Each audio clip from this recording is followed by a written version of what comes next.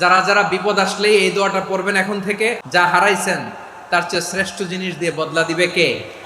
বিশ্ব নবীর হাদিস শুনলেন উম্মে সালামা রাদিয়াল্লাহু তাআলা আনহা। ওনার স্বামী হলো আবু সালামা। মজার ঘটনা খেয়াল করে শুনেন আমার প্রিয় কলিজার টুকরা ভাইয়েরা। কানগুলো খরগোশের কানের মতো খাড়া করে আমার দিকে তাকান। সাইয়্যিদাতুনা উম্মে সালামা রাদিয়াল্লাহু তাআলা আনহা, ওনার স্বামীর নাম আবু সালামা। শ্রেষ্ঠ দম্পতি, শ্রেষ্ঠ ফ্যামিলি।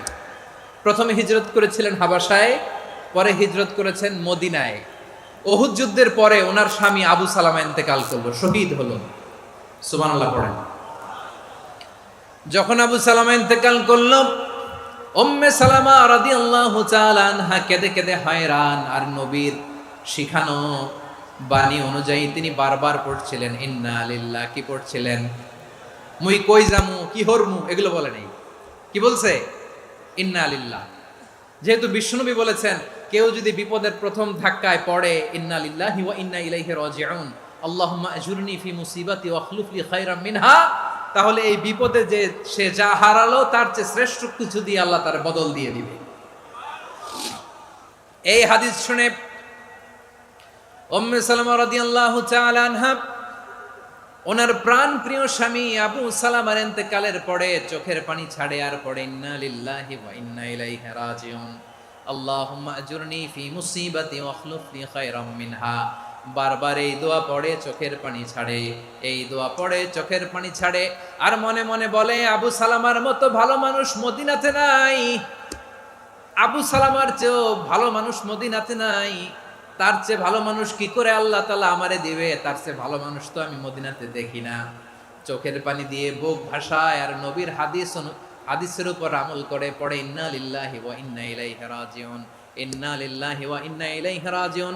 পড়তে পড়তে চোখের পানি ছাড়ে আর চিন্তা করে বিশ্বনবী বললেন এই দোয়া পড়লে যেটা হারালাম তার চেয়ে ভালো কিছু দিয়ে আল্লাহ পুরস্কার দেয়। আবু সালামার চেয়ে ভালো মানুষ মদিনার মধ্যে আর কে হতে পারে? কি আজীব তামাশা, কি অবাক করা ঘটনা।